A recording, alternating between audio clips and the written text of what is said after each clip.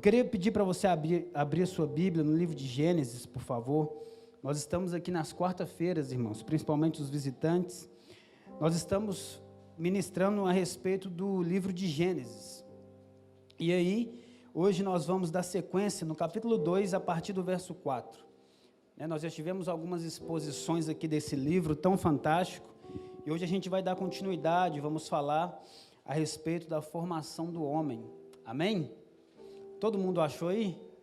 Você aí na sua casa também, pega a sua Bíblia, abra a sua Bíblia no livro de Gênesis. Gênesis é o primeiro livro da Bíblia. Você vai abrir aí no início, está bem tranquilo de localizar. Quem achou aí, fala amém. Amém. Nós vamos ler do verso 4 até o verso 17, amém? Enquanto a gente vai lendo, vou ministrando, nosso irmão Mateus vai ficar aqui no teclado nos abençoando, amém?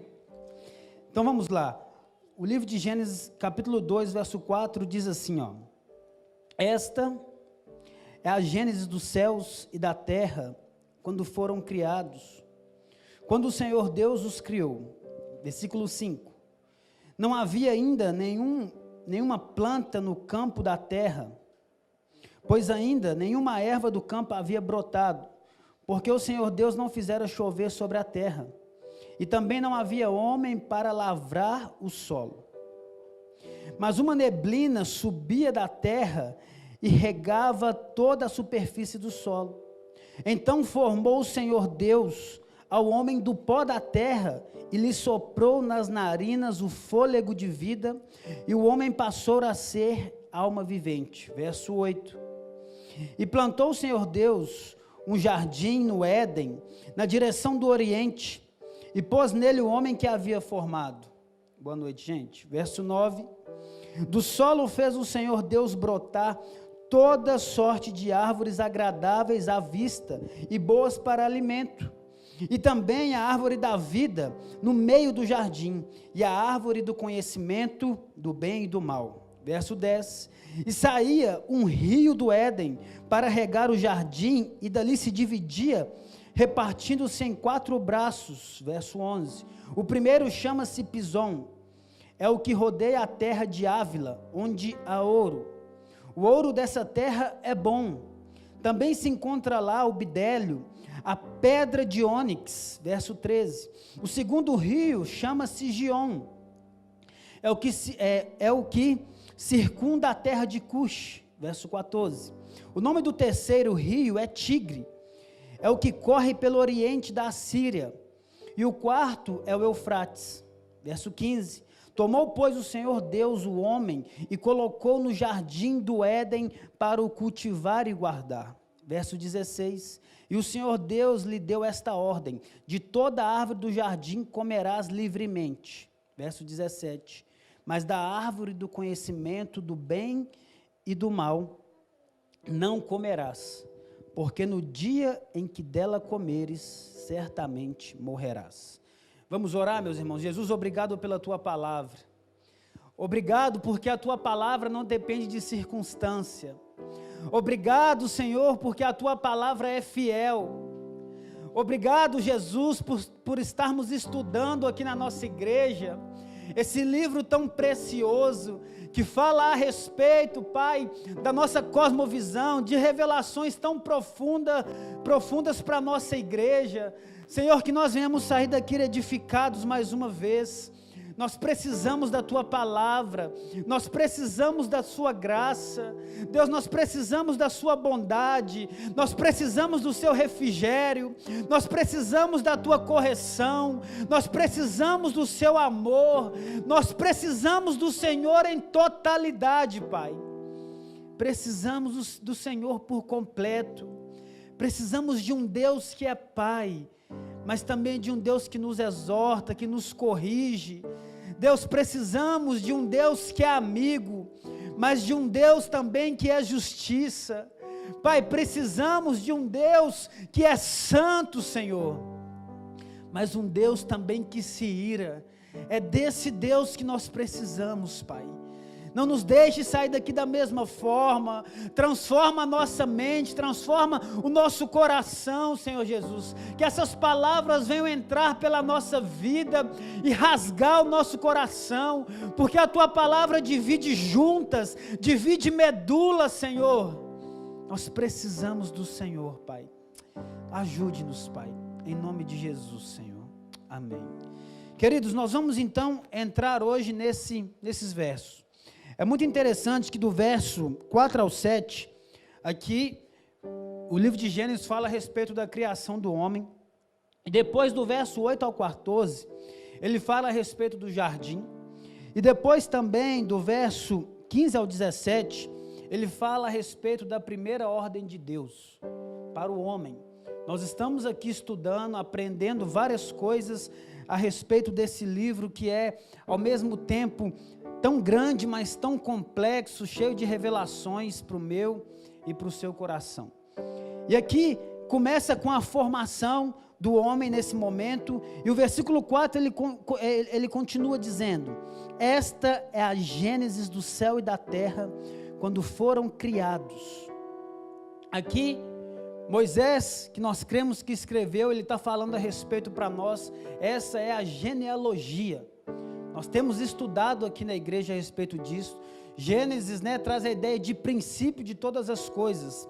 Ele está falando, olha, essa é a Gênesis, essa é a genealogia que foram criados, quando o Senhor Deus os criou. Nós já vimos aqui que no começo de Gênesis, quando Deus se apresenta, Ele se revela, Ele se apresenta com a palavra que tem a tradução do Elohim, que diz a respeito da majestade, que diz a respeito de um Deus que é poderoso, que é santo.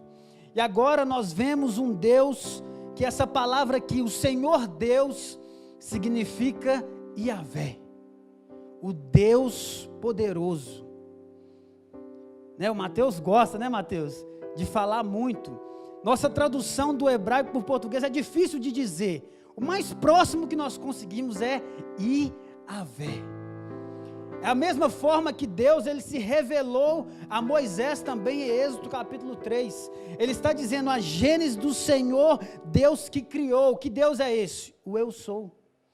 O Deus no qual nós cremos que criou todas as coisas. Um Deus que através da sua palavra, Ele foi dizendo e as coisas foram criadas. Mas quando Deus começou a preparar o homem, foi diferente. Quando Deus começou a criar aquele homem ali, foi diferente. Deus não usou a palavra. Deus não terceirizou o serviço. Nós vamos ver que Deus vai e trabalha na formação do homem. E o versículo bíblico 5 diz assim: não havia ainda nenhuma planta do campo na terra. Aqui ele não está dizendo a respeito daquelas plantas que apareceram no terceiro dia. O que acontece? Deus criou os céus, a terra, Ele veio fazendo as suas criações, no qual nós viemos estudando, e aqui ele está falando a respeito da planta de brotar, daquela semente que germina. Os historiadores, eles acreditam, porque aqui ainda também não existia ainda a chuva, não tinha chovido, o dilúvio não tinha acontecido. E se você estudou biologia, se você estudou ciências, você sabe também que as plantas, elas se alimentam por si próprias. Tem um fator, um efeito, o que chama fotossíntese. Quem lembra disso? A fotossíntese, a planta, ela, pelas suas raízes, ela suga o que ela precisa, pela luz do sol ela se alimenta, e ela então, a planta, não havia nenhuma planta que tinha sido germinada. Agora aqui, nós estamos vendo a respeito desse tipo de planta, porque Deus criou através da palavra. Aqui nós estamos falando a respeito da planta, do crescimento natural. E quando você estuda, você começa a aprender também que debaixo do solo existem lençóis freáticos, existe água ali naquele lugar. Deus fez a separação, colocou as águas em cima dos céus, que são as nuvens, colocou as águas na terra, E também essas plantas, esse tipo de semente, ele se alimenta dessa forma. Existia um processo que acontecia, que eles criam, né, que possivelmente que era como o orvalho. Não chove, mas molha, amém? Não chove, mas molha. Se você for no sul, ou nesse momento que talvez está frio, você mora na sua casa, ou tem grama, tem árvore, não choveu à noite, mas quando você acorda, tem orvalho. O orvalho não é a chuva, o orvalho é um outro processo que acontece, né, que dá uma umidificada, né, não chove, desculpa, mas molha, porque chove molhado, amém? Sim ou não? Chove molhado. Vamos continuar. Pois ainda nenhuma erva do campo havia brotado, porque o Senhor Deus não fizera chover sobre a terra. Olha só para você ver, as ervas de forma natural não tinham brotado, mas porque Deus não tinha feito chover sobre a terra. Alguns historiadores, eles acreditam que existia um fenômeno, tipo esse orvalho, que dava o crescimento às plantas, que através da queda desse fenômeno foi extinguido. Mas existe o orvalho, que não chove, mas molha. Mas é um processo tipo como se fosse um orvalho mesmo, mas eles consideram de uma forma diferente, que sai tipo uma fumaça e umidifica. Mas as plantas, não aquela ali você vai vir aqui, ela vai estar sempre verdinha, porque ela é artificial. Aquela foi o homem que criou. Mas a planta que Deus criou passa pelas estações, ela dá folha, esse momento está de folha, né? Depois as folhas caem, depois chove e cresce novamente, depois vem a seca, elas ficam secas, mas se ela estiver arraigada na terra correta, ela não morre. E vamos continuar o texto, queridos. E diz assim, no versículo 5 ainda: e também não havia homem para lavrar o solo. O que ele está querendo comunicar a respeito do nosso propósito? O homem, ele foi criado no jardim. Deus colocou o homem no jardim para lavrar, para trabalhar. Mas existia esse ambiente, isso aqui que é nos apresentado, o campo. Não havia chovindo ainda, mas também não existia homem. O propósito no qual Deus criou esse universo foi para que o homem habitasse nele. Nós habitamos aqui, que o homem glorifique a Deus. Existem os homens que não glorificam a Deus. Existem as pessoas que estão condenadas já, que estão acabando com essa terra. Nós vemos constantemente na televisão, a Amazônia pega fogo, parece que é todo dia. Existem os fenômenos naturais, sim, pode cair raio quando está seco, pode queimar, pode acontecer várias coisas, mas queima todo dia. Os homens estão destruindo o que Deus criou. Os homens corrompidos, o homem sem Deus, ele gera destruição. Mas o homem com Deus, ele lavra a terra, ele cuida. Como Mateus falou aqui, quando nós entendemos do Evangelho, até a nossa forma de jogar o chiclete fora é diferente, porque você estudou. Não cola de chiclete debaixo da cadeira não, irmão, porque você estudou. Demora 100 anos, né? 50 anos às vezes para o material se decompor na natureza. E quando nós fazemos isso, nós estamos indo contra o plano natural. O lixo deve ser jogado no aterro, no lugar de tratamento. A SLU vai passar lá, os garis vão recolher, vão dar o destino correto para aquele lixo. Vamos continuar o texto. E diz assim no verso 6: mas uma neblina subia da terra e regava toda a superfície do solo. Essa neblina, como eu disse, que é considerada também como orvalho, que subia da terra. Esse outro fenômeno, eles acreditam que ele foi extinto após a queda do homem. Nós vamos entrar na queda do homem daqui provavelmente a 2 semanas, e nós vamos ver que o homem perdeu várias coisas, perdeu a sua relação com Deus, perdeu às vezes o seu raciocínio, tantas coisas para a qual ele foi criado, para glorificar a Deus, por causa do pecado. O salário do pecado é a morte, mas o dom de Deus, gratuito de Deus, é a vida eterna. Amém? E vamos continuar, meus irmãos. Versículo 7. Então, formou o Senhor Deus o homem do pó da terra. Olha que lindo. Você acha que você é alguma coisa? Será que eu acho que eu sou alguma coisa? Deus tinha todas as propriedades que Ele quisesse para criar o homem. Esse verbo formou no hebraico é yatizar. É como um olheiro que pega algo e vai formar. Nós cantamos, né? Tu és o olheiro, vaso sou eu. É como um olheiro mesmo que trabalha através de uma obra, através do barro. E olha, então formou o Senhor Deus o homem do pó da terra. Nem foi da terra, foi do pó da terra. Você imagina isso?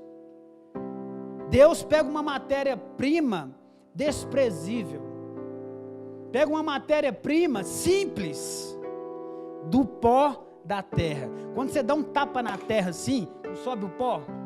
Foi daquilo que nós fomos formados. Então Deus pegou uma matéria, e nós devemos lembrar sempre que nós viemos do pó da terra. Não era um ser autoexistente que Deus pegou, ou então que um ser autoexistente que se formou através do pó.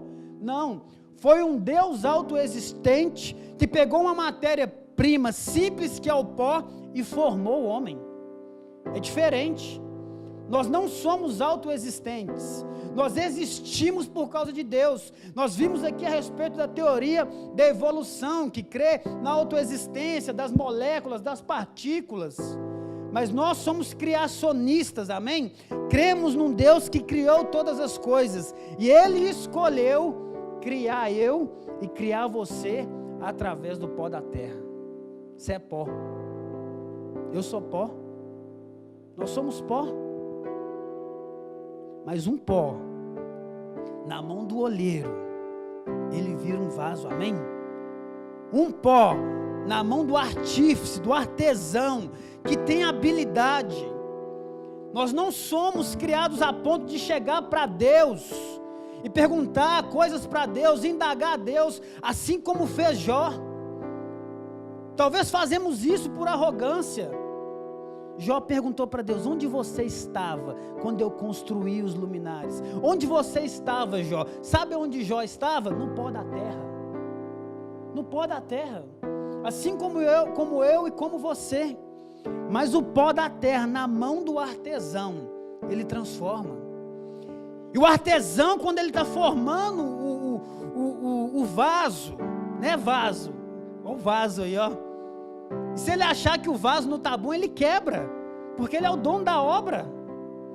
Ele pode concluir, falar assim: não, o fundo desse vaso aqui está torto 1 milímetro, eu não queria assim. Ele vai lá e amassa o vaso e faz de novo. Deus é o artesão, e se Ele quiser, Ele nos amassa, nos faz novamente, nos transforma. Se Ele quiser, Ele quebra, Ele despreza, porque Ele é Deus. Fomos criados do pó da terra. E vamos continuar. E lhe soprou nas narinas o fôlego de vida, e o homem passou a ser alma vivente. Olha que lindo isso. É um ato de intimidade entre o autor da obra e a obra. O Deus cria o homem do pó da terra. Ele vai lá e sopra sobre as narinas do homem. E o homem tornou a ser alma vivente. O homem não tinha alma vivente antes do sopro de Deus, antes do fôlego de Deus. Então isso quer dizer, se eu e se você, nós não temos o fôlego de Deus, nós estamos mortos em nossos delitos e pecados. Porque Ele nos deu vida, pela graça nós somos salvos, e isso é dom de Deus, não é dom de nós, não vem de vós para que ninguém se glorie, vem de Deus. O cristão, o crente, o regenerado, a pessoa que está sendo transformada, ela tem o fôlego de Deus. ela manifesta, né, o fruto do Espírito, ela manifesta as coisas celestiais. E como eu disse, não era um ser que já existia, não, depois do sopro que tornou-se alma vivente. Eu quero falar de um negócio aqui também. Existem alguns entendimentos que se chama tricotomia, né, Mateus? Dicotomia e monismo. Tricotomia vem da filosofia grega, que eles creem também, alguns cristãos, que o homem é um corpo, é uma alma e é um espírito. E também tem o dicotomia, que crê que nós somos um corpo mesmo e temos uma alma / espírito. E tem o monismo. Eu não quero convencer ninguém a crer em algo nessa hora, eu só quero te dizer algo nessa noite muito importante. Você não se separa, amém? Deus vai glorificar o nosso corpo. Você sabe como que vai ser, André? Não, a Bíblia não é clara quanto a isso. Mas nós somos um ser integral. Nós somos um ser pensante. Talvez você crê num ponto ou no outro ponto. Vem para o seminário quando começar, que você vai ver isso sendo explanado de melhor forma. Tá bom? Mas nós somos um ser, que o corpo vai ser glorificado. E que nós vamos ser integralmente. Na verdade, nós somos integralmente do Senhor. Nós somos inseparáveis. Se você morrer agora, se eu morrer agora, o corpo vai para a terra, vai virar pó. Mas a Bíblia diz que na ressurreição dos mortos, eu não sei como. É aquela mesma ideia de Ezequiel 37, você lembra? Quando Ezequiel está lá e ele ora, o Espírito manda ele profetizar. Profetiza, filho do homem. Aí os ossos começam a se juntar. Você imagina que loucura, a carne começando a se juntar, um corpo começando a se formar. Eu penso assim, eu acho que na ressurreição vai ser desse jeito. O Salmo também diz a respeito do sopro de Deus. Salmo 104, se eu não me engano, 30, fala também a respeito disso. Que o nosso corpo é do sopro divino. E vamos continuar, querido, versículo 8, olha que lindo. E plantou o Senhor Deus um jardim no Éden, na direção do Oriente. Aí eu te pergunto, Mateus, Adão estava no jardim, no paraíso, ou no inferno? Mateus gosta, tem uma pregação que o pregador fala isso, né? Adão e Eva estavam aonde, meu irmão? No inferno ou no paraíso? Adão estava no paraíso. Deus pega Adão, Deus pega aquele homem ali, esse homem também que nós falamos aqui, o significado dessa palavra é Adão. O homem aqui, o traduzido do hebraico, é Adão. E a terra, né, o significado dessa palavra é Adará, tem um A e um H no final. Então, Adão veio da terra, Adão veio do pó da terra, então é tirado da terra para formar o homem. Essa é a ideia da tradução do hebraico para nós. Tá? Então, você vê que Deus, plantou o Senhor Deus, o Yahvé, um jardim no Éden. O que significa Éden? Prazer, deleite, lugar de maravilhas. Pensa num lugar bonito. Não é mais bonito, não é mais prazeroso que o Éden. Pensa num lugar lindo, pensa assim, Fernando de Noronha, o Éden era mais top. Pensa assim, Jericoacoara, Serra do Cipó, amém? Ou só eu que gosto da Serra do Cipó, da água gelada? Pensa, Parque Municipal, você vai lá dar, você está no jardim, você vai dar uma pipoquinha para o peixe, lá para a carpa, né? Porque esse peixe amarelo para ele comer. Um jardim, um lugar de deleite, um lugar onde você tem prazer. Sabe um lugar que talvez pareça, não sei, pensa no Iotim. Quem já foi no Iotim? É um lugar muito bonito, cheio de obra de arte, cheio de planta. Você vai lendo lá, você fica louco e você anda demais. Tem um carrinho também que te carrega lá, só que você tem que pagar. Vai lá que lá é bonito. Então, queridos, Deus plantou o Éden na direção do Oriente, na direção do lado leste. Por quê? O lado leste é onde o sol nasce. O lado leste é onde o sol se põe. O que o texto está querendo dizer? Deus plantou aquele jardim para o homem viver ali onde tenha luz, onde tenha graça, onde tenha vida. Olha que perfeito isso. Deus plantou no Oriente, no lado leste. Hoje, existem várias questões. Depois do dilúvio, a topografia foi alterada. Alguns lugares que nós vamos falar aqui, possivelmente eles encontraram, alguns eles têm certeza, mas o Éden, por exemplo, existe uma possibilidade de estar em X lugar, se não me engano é no Iraque. Possivelmente seria no Iraque. Olha que contraste. Deus plantou um jardim no Iraque e agora é guerra, é bomba, é matança, é treta que tem lá. Vamos continuar o texto.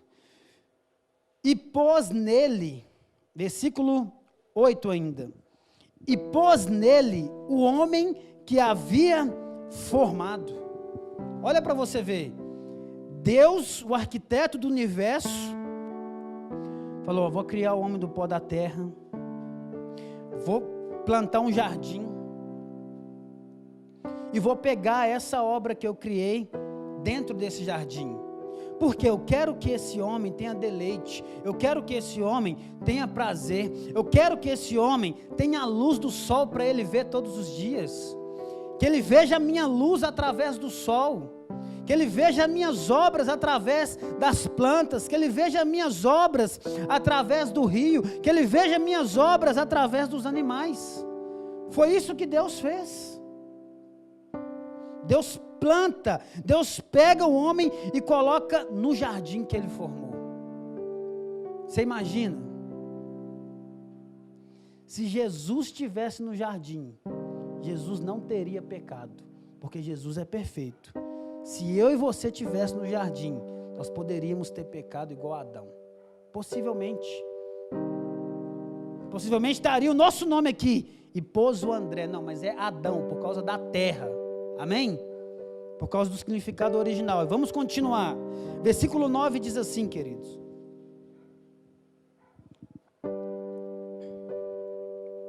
do solo fez o Senhor Deus brotar toda sorte de árvores agradáveis à vista e boas para alimento.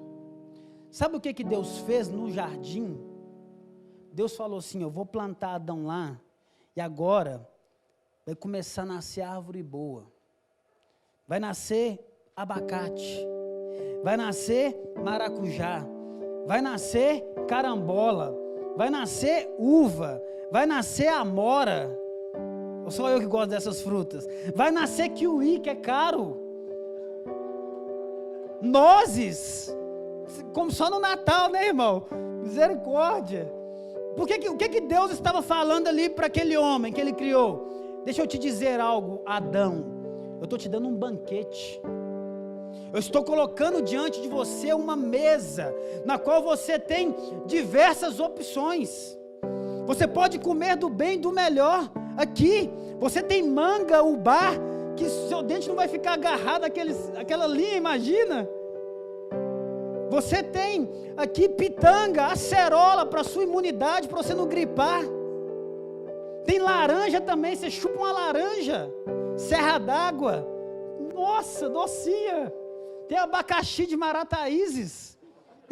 Esse não, massa amarela, esse não tem não. Vamos continuar então o texto, querido. E também a árvore da vida no meio do jardim, e a árvore do conhecimento do bem e do mal. Olha para você ver, Deus colocou a árvore da vida. O que é a árvore da vida? A árvore da vida é eterna. Essa aqui é a árvore da sua mais alta plenitude. Está aqui, Adão. Está aqui no meio do jardim, homem da terra. Mas eu também, como eu sou justo, eu vou colocar aqui a árvore do conhecimento do bem e do mal. Adão, ele era inocente, ele tinha opção, ali naquele lugar, para fazer o quê? Uma escolha.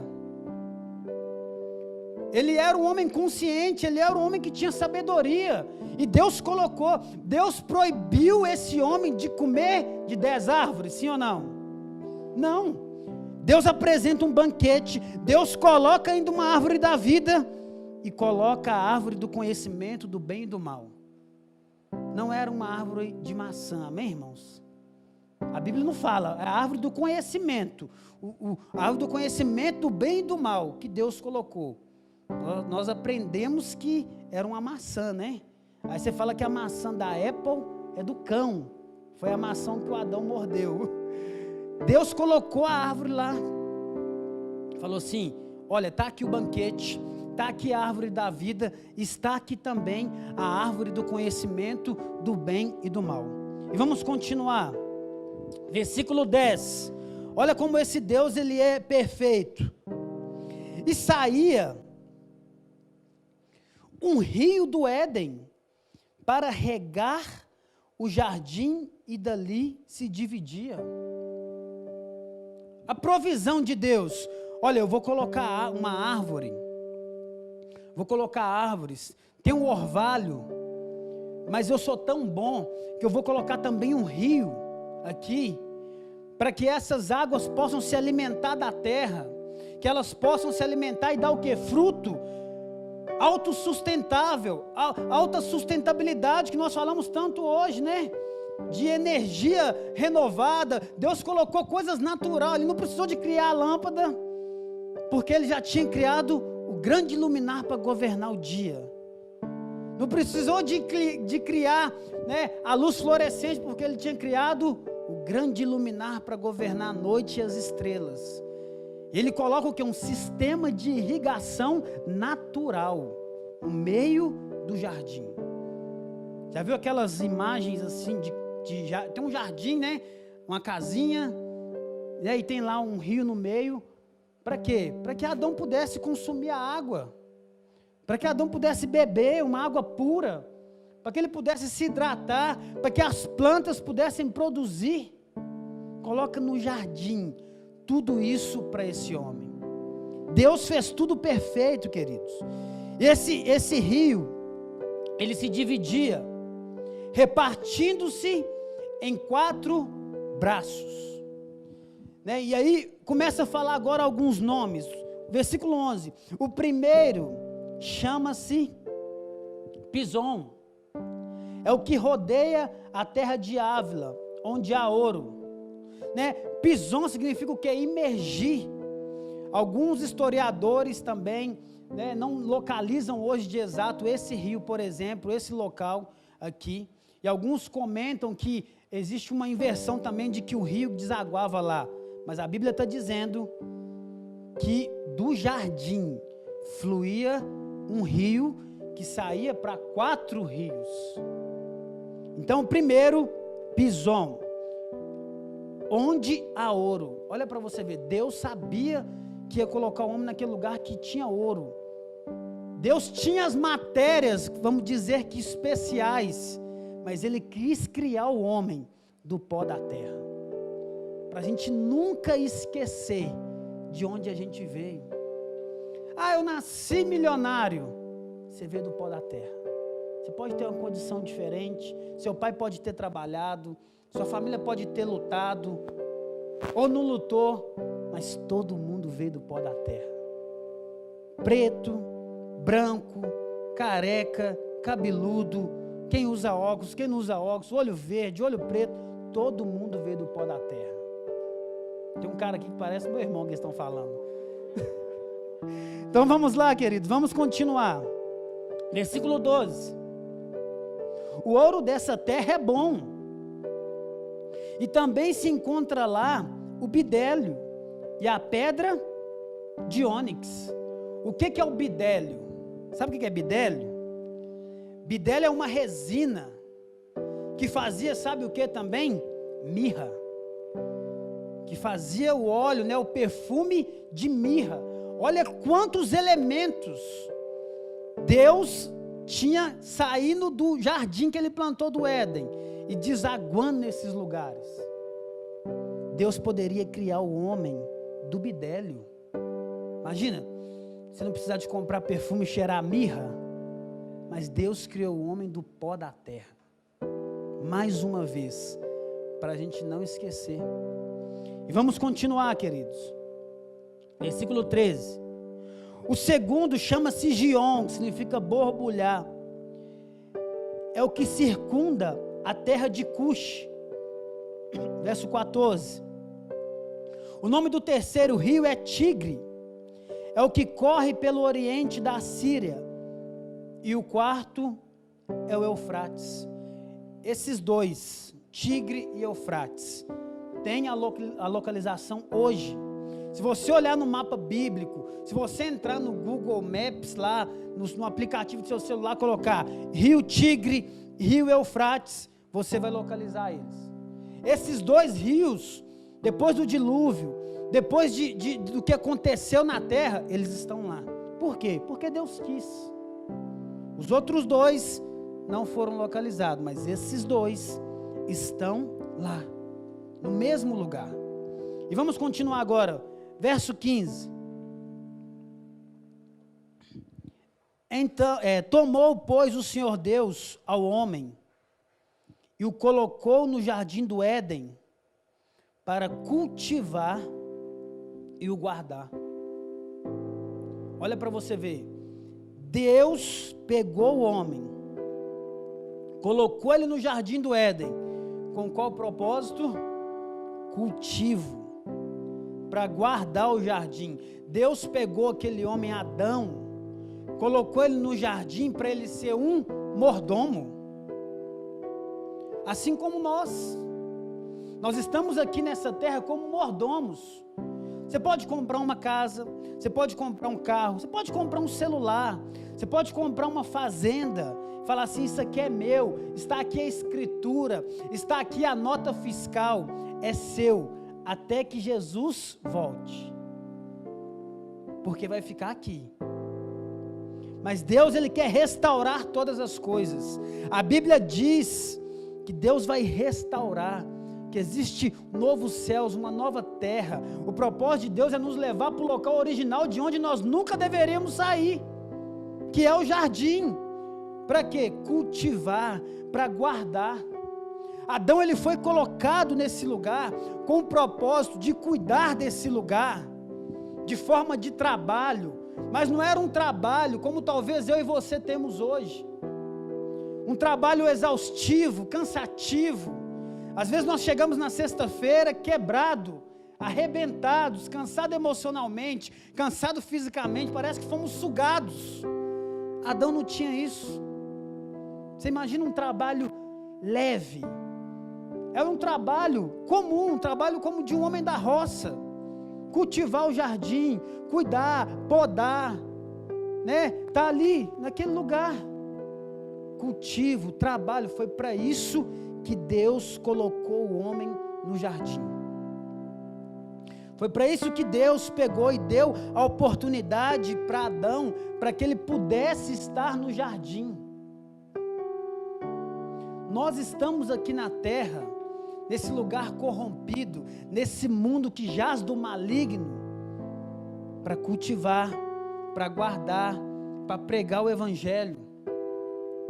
Nós viemos para um lugar que foi diferente de Adão. Adão estava num lugar diferente, no jardim do Éden. Hoje nós estamos aqui no lugar que o segundo Adão também veio, pisou nessa terra, porque sem o segundo Adão não existiria restauração para mim e para você. Por causa das coisas que Adão fez, nós vamos falar disso, ele foi expulso desse jardim. Mas o Filho de Deus, o unigênito do Pai, a esperança, a estrela da manhã, veio aqui, pisou nessa terra, nos salvou, salvou os eleitos, os crentes, os remidos, né, para que nós pudéssemos ter vida, porque sem o segundo Adão, nós não poderíamos estar aqui. Se por meio de um homem entrou o pecado do mundo, por meio de um homem também entrou a graça no mundo, entrou a salvação, entrou a libertação, entrou o perdão, entrou a esperança. Por meio de um homem veio a desgraça, mas por meio de um homem também veio a graça de Deus. E vamos continuar, queridos, verso 16. E o Senhor Deus lhe deu esta ordem. Aqui nós vemos como o primeiro mandamento para esse homem. Deus dá ordem. Amém? Existe preceitos, existe mandamento. Êxodo capítulo 20 fala a respeito, amar Deus acima de todas as coisas, amar o próximo como a ti mesmo, fala de não matar, fala de não desejar a mulher do próximo, fala de não falar falso testemunho do próximo. A ordem, a lei é para nos proteger. Deus colocou o banquete, colocou a árvore da vida, colocou a árvore do conhecimento do bem e do mal, e Ele é tão bom que Ele ainda deu uma ordem. Você imagina? Você imagina esse mundo sem ordem? Com ordem já está difícil. Ordem e progresso, né? Só Jesus na causa. Jesus é a nossa esperança, irmão. Não é o pré-candidato que vai ser lançado, não. Não é o candidato atual. Jesus é a nossa esperança. Esse homem foi colocado para guardar, e Deus deu para ele uma ordem. Ordens são feitas para serem cumpridas. Mandamentos são feitos para serem guardados. O que é guardar um mandamento? Cumprir, lembrar, observar, debruçar. Né? Ainda que o nosso homem exterior luta, né? Como diz Martinho Lutero, o homem que eu sepultei no batismo talvez 15 anos atrás, amanhã de manhã vai querer ressuscitar. Amanhã, na hora que eu acordar, ele vai tentar. O homem que você matou no batismo, o velho homem, ele vai tentar ressuscitar todo dia. É dia após dia. Eu não posso dizer que eu estou forte, que eu sou bom. Eu preciso da misericórdia de Deus. Você precisa da misericórdia de Deus. Nós não conseguimos sozinhos. Esse homem, ele quis ser autônomo. O que é autônomo? Não, é como te desse um presente, como te desse um aparelho eletrônico. E normalmente a gente faz isso. A gente é autônomo, a gente pega o aparelho eletrônico, soca na tomada, não lê o manual, não olha se é 120, ou 240, ou 127, qual que é a tensão, não lê o manual, não observamos as escrituras e fazemos da forma do nosso jeito. A autonomia leva ao pecado. Na multidão de conselhos da sabedoria, o melhor conselho que nós temos é a Bíblia, mas nós devemos ouvir nossos pastores, nossos líderes, o ancião, nosso pai, nossa mãe, que eles também têm sabedoria. E vamos continuar, querido.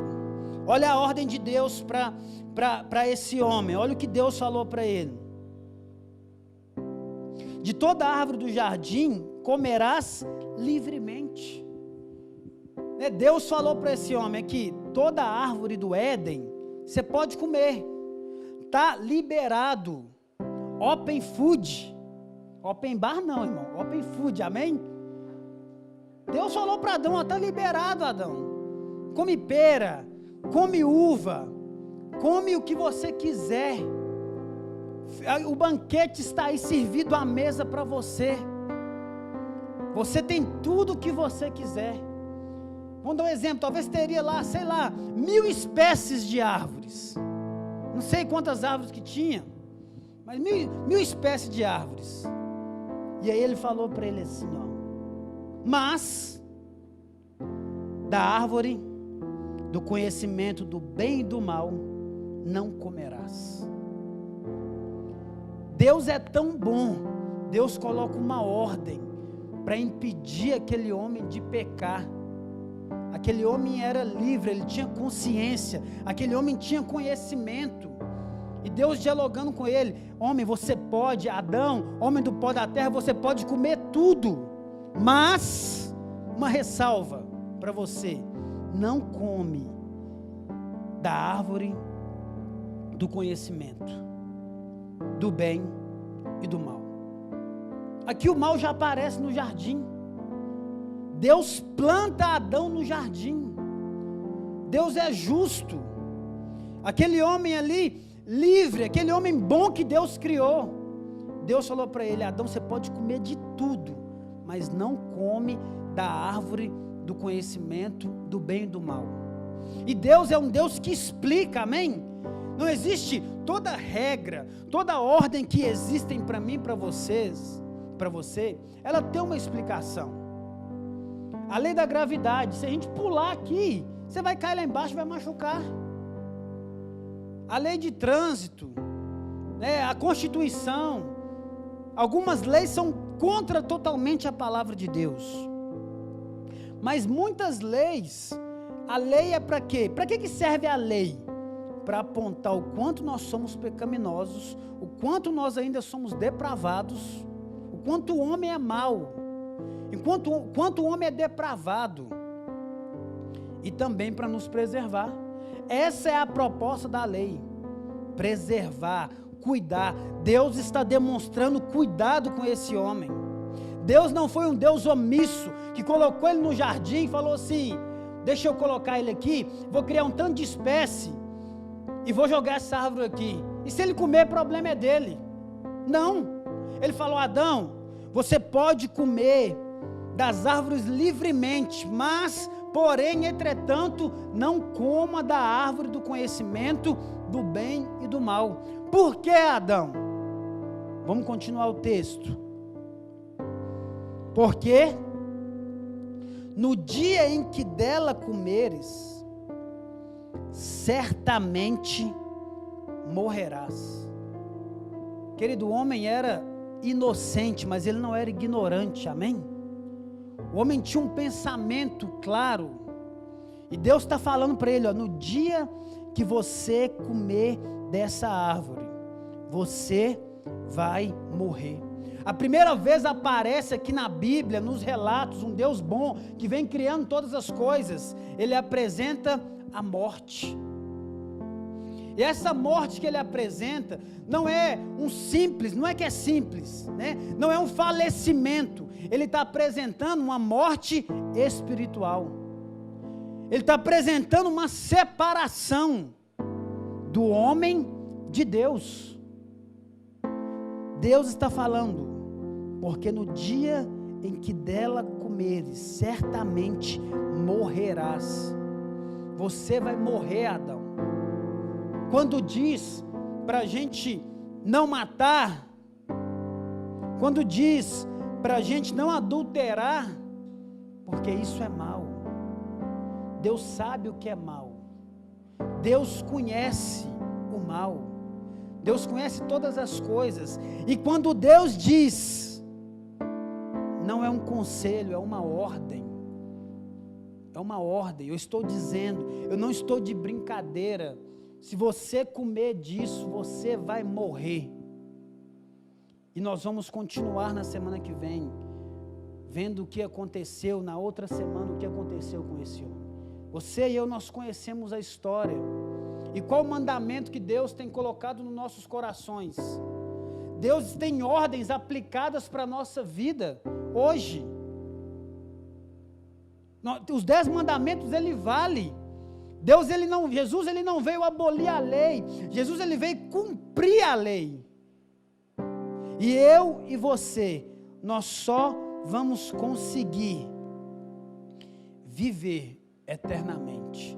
Nós só vamos conseguir nos alimentar dessa árvore da vida. Nós só vamos conseguir participar, deleitar desse banquete, da ceia, se a gente se arrepender. Porque não foi só Adão. Adão pecou e, consequentemente, todos pecaram e destituídos estão da glória de Deus. Todos pecaram. André, tem exceção? Tem. Só para o Filho de Deus. Perfeito, santo. Aquele que não conheceu o pecado, se fez pecado por nós, para que nele fôssemos feitos justiça de Deus. O Cordeiro, o sacrifício pascual perfeito. O segundo Adão. Porque através desse homem entrou o pecado. através do outro homem entrou a graça, entrou a salvação. Se nós estamos aqui hoje, se você não se arrependeu, meu irmão, corra para os braços de Jesus. Corra, fala: Jesus, eu preciso do Senhor, nos procure aqui no final, porque certamente morreremos. Aquele que não conheceu o pecado se fez pecado por nós. A graça de Deus é que nos salva, que nos livra de todo o pecado. Nós não merecíamos essa graça, mas Deus é bom, amém? Esse Deus que foi apresentado aqui, que criou tudo bom, é o mesmo Deus que salva no Novo Testamento, é o mesmo Deus que abre mão do seu Filho amado, porque Deus amou o mundo, amou o cosmos, de tal maneira que deu o seu Filho unigênito, para que todo aquele que nele crê, quem crê, obedece os mandamentos. Vamos orar, meus irmãos, curva a sua cabeça. Jesus, obrigado por essa noite, Pai, obrigado pela Tua palavra. Perdoa os nossos pecados, nos purifica e ficaremos limpos, Pai, mais alvos que a neve. Jesus, pedimos perdão, Senhor, porque se dizermos que nós não temos pecados, nós somos mentirosos, mas também nós temos o Teu sangue, que nos purifica de todo pecado, Pai. Jesus, obrigado porque nós estávamos mortos em nossos delitos e pecados, mas o Senhor nos deu vida, Pai, pela graça. A Tua igreja, os Teus filhos podem ser salvos, Pai, e não há nenhum esforço que nós podemos fazer para ser salvos pelo Senhor. Nós só devemos crer, e a consequência desse crer é Te amar, é obedecer aos Teus mandamentos, Pai.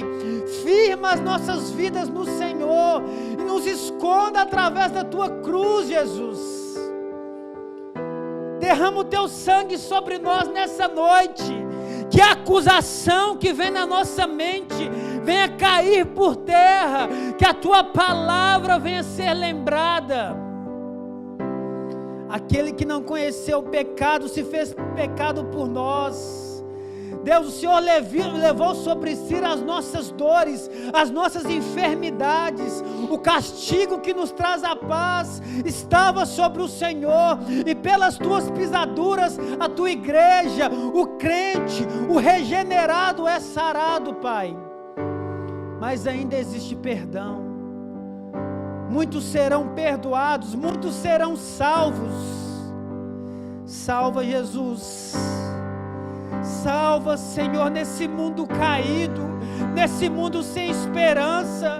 Salva a nossa vida, Jesus. Salva, Senhor, nós precisamos da Tua salvação. Precisamos de Ti, Jesus. A Tua igreja, Lagoinha Pedreira, as pessoas que estão aqui, nós não somos nada sem o Senhor, Pai. Somos pó da terra, mas o Senhor soprou vida. O Senhor soprou o Teu Espírito, Pai. O Senhor ama tanto este homem que o Senhor, Pai, criou, que o Senhor regenera o homem do pecado. O Senhor purifica. Que obra completa e maravilhosa, Jesus, que o Senhor fez por nós. Ajuda-nos, Senhor, ajuda-nos a confiar em Ti. Ajuda-nos a confiar em Ti, Senhor. Abraça a Tua igreja nessa noite, Pai. Pessoas que entraram aqui acusadas, que possam sair livres, que possam confessar o pecado e também ser livres no Senhor, Pai.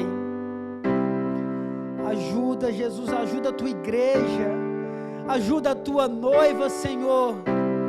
A Tua noiva, Pai, só vai chegar ao altar, só vai chegar ao casamento através do Teu Espírito, que intercede por nós com gemidos inexprimíveis, Senhor.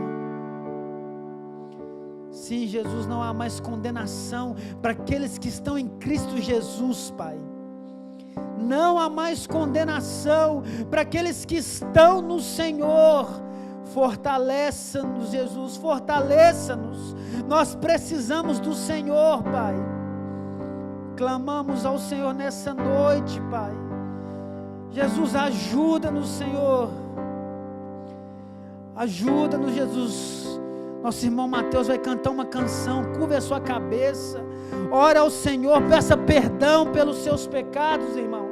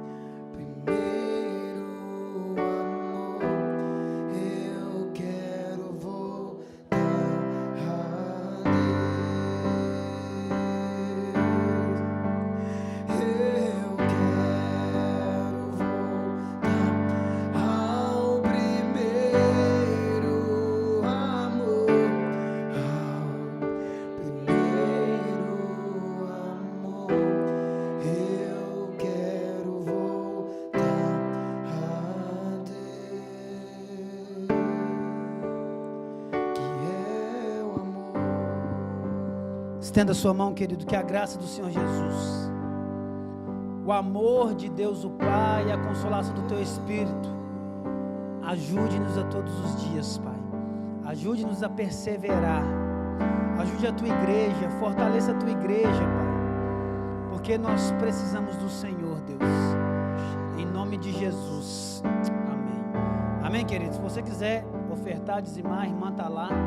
Vai na paz. Domingo estamos aqui 9h30 e 18h30. Deus abençoe.